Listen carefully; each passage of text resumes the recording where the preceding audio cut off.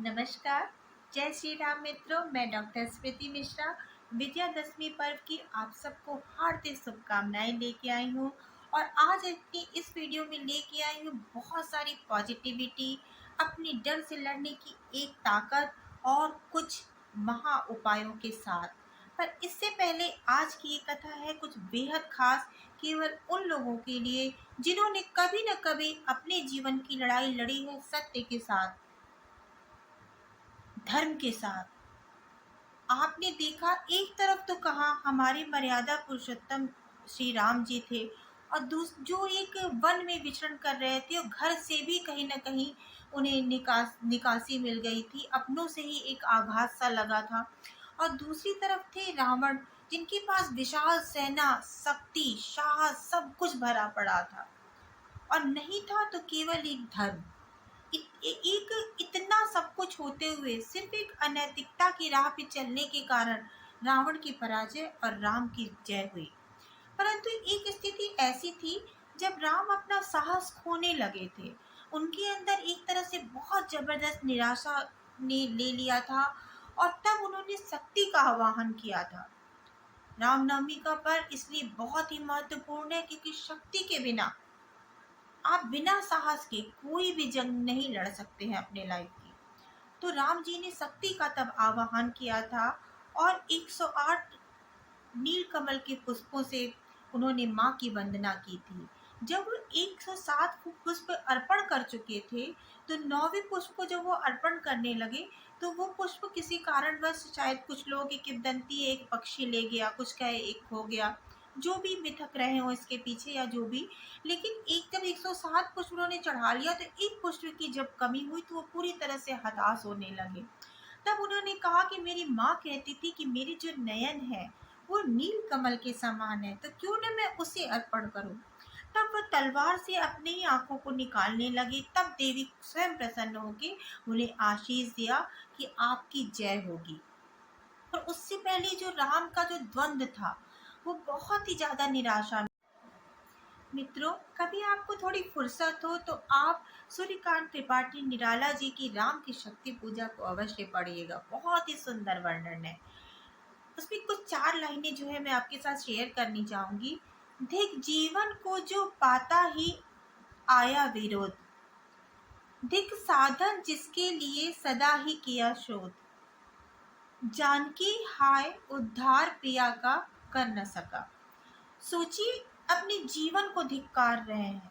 एक ऐसे व्यक्ति की कथा, एक साधारण मानव से महामानव, मानव से देवता बनने की जो उनकी जर्नी है, वो हर एक व्यक्ति की जर्नी है, जो कहीं ना कहीं जिसने अपनी डर पे काबू पाकर और अपने साहस से चीजों को लड़ा है। तो उनको एक तरह से एक बहुत आत्मगलानी धिक्कार की स्थिति आई थी, तब उन्होंने शक्ति की पूजा की थी। तो ये पर्व आपके लिए विशेष महत्व रखता है, और 2 चीजें आपको करनी है।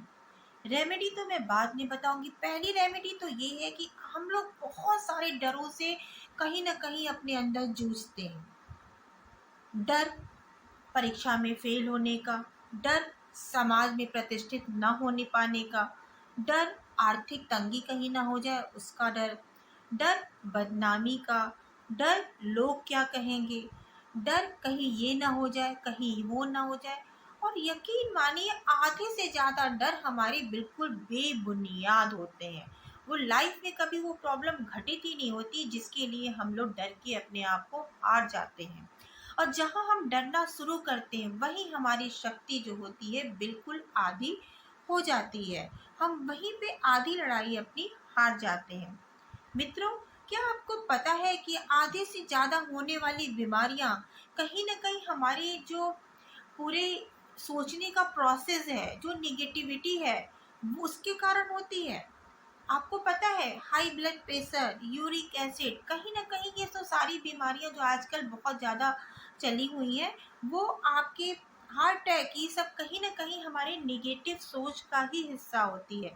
वो निगेटिविटी कहीं ना कहीं हमारे अंदर स्टक हो जाती है, जम जाती है। यूरिक एसिड पे कहीं ना कहीं आप यूरिन आपका फंस जाता है, आप ठीक से उसको भी आप नहीं डिस्चार्ज कर पाते हो, तो वो यूरिक एसिड के रूप में धीरे धीरे आपकी बॉडी में जमा होने लगता है। थायराइड से जितने भी लोग पीड़ित हैं, देखिएगा वो लोग कहीं न कहीं अपनी लाइफ से असंतुष्ट हैं। कहीं न कहीं वो खुश कम रहते हैं और वो थायराइड वाली प्रॉब्लम से जूझते हैं।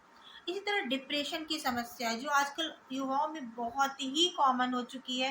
मैं ये नहीं कह रही हूँ जिसके पास कुछ नहीं है, वो तो फिर भी डिप्रेशन से बचा है। बड़े-बड़े पदों में जो लोग बैठे हुए हैं, जिनके घर में सारी सुख साधन से संपन्न है, वो लोग भी डिप्रेशन के शिकार होके कहीं न कहीं अपनी लाइफ में बहुत ही स्ट्रगल कर रहे हैं, बहुत ही संघर्ष कर रहे हैं। क्यों? क्योंकि उनके अंदर डर है, किसी को खो देने का, किसी को पा लेने की चाहत, किसी को खो देने का डर। ये सब डर जो है धीरे-धीरे हमारी बॉडी में स्टोर हो जाते हैं, जो किसी न किसी बीमारी के रूप में रिफ्लेक्ट होते हैं। मित्रों, आपको करना क्या है? आपके जितने भी डर हों, पहले तो ईमानदार रहिए, खुद के प्रति ऑनेस्ट रहिए। जितने भी अब डर हैं आपके, उसको आप पेन कॉपी पे राइट डाउन कर लीजिए। ध्यान रखिएगा, आप जब उसको लिखिए तो या तो रेड पेन का भी यूज़ करिए, या तो आप ग्रीन पेन का यूज़ करिए। ब्लैक और ब्लू आप यूज़ नहीं करोगे। जैसे मान लीजिए मुझे डर हो कि मैं जो है मान लीजिए आपको मुझे मैं बहुत ज़्यादा बीमार ना पड़ पाऊँ, तो अपने सारे डरों को एक जगह आप राइट डाउन कर लीजिए। ओके, और सारे डरों को आप लिख दीजिए और लिख कर आप उसको रख लीजिए अपने पास। और उसके बाद जब आप हवन करेंगे नवमी के दिन, तो आप यज्ञ की संविधा में, यज्ञ की उसमें आहुति में आप अपने डरों की भी आहुति दे दीजिए।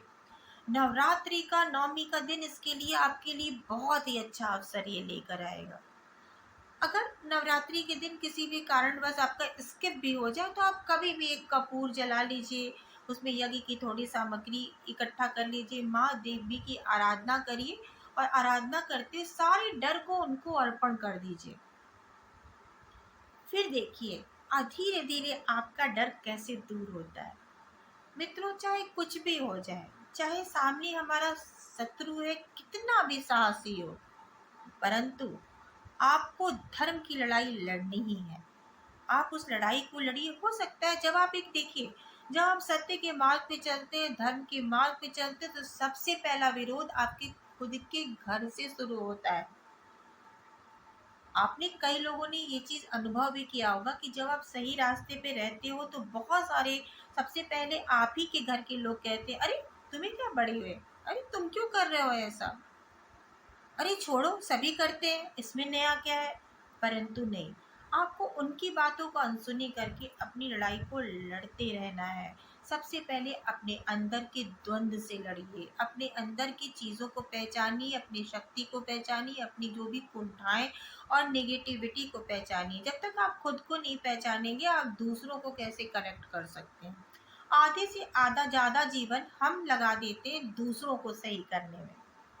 उसके में ये प्रॉब्लम है, उसके में ये प्रॉब्लम है, परंतु खुद के डर से विजय हम नहीं प्राप्त कर पाते। तो इस नवमी के दिन में आप दीजिए ये उपहार खुद को, माता के चरणों में अर्पित कीजिए अपना सारा डर राइट डाउन करके। और आप कल एक काम करिए, जब भी आप दिया जलाइए सुबह या शाम को, तो आप 8 दिशाएं, पूरब पश्चिम उत्तर दक्षिण और चारों कोण, ठीक है, पूरब पश्चिम का कोना, पूरब उत्तर का कोना, दक्षिण पश्चिम का कोना, इस तरह से करके चारों कोणों को, तो 8 हो गए, 4 दिशाएं, 8 कोण। एक मंदिर के लिए और एक अपने घर के मिडिल, जो भी आपका सेंटर एरिया पड़ता है, वहां पर आप घी का दिया दिया रखिए और उस दिए में एक एक बादाम सारे उसमें रख के ढक के उस दिए को रख दीजिए। ठीक है, बादाम को आप थोड़ा सा, आधा दिया को कवर करके आधा दिया को बादाम को ढक दीजिए और पूरे घर में इसको आप जलाइए। देखिए कितना पॉजिटिव रिस्पांस आपको मिलता है। मैं आशा करती हूँ कि इस बार दशहरे में आपके सारे डर खत्म होंगे और आपके नव जीवन की चेतना आपके जीवन में आएगी। अगर आपको ये वीडियो अच्छा लगा तो प्लीज़ लाइक करिएगा, शेयर करिएगा और ज़्यादा से ज़्यादा प्रोत्साहित कीजिएगा मुझे। बहुत जल्दी अक्टूबर माह में बहुत सारे ग्रहों का गोचर चेंज होने वाला है, तो मैं लेकर आऊँगी बहुत सारी चीज़ें, बहुत सारा राशिफल और बहुत सारी पॉजिटिविटी सिर्फ आपके लिए। कुछ भी सलाह हो प्लीज़ ज़रूर बताइएगा। जय श्री राम।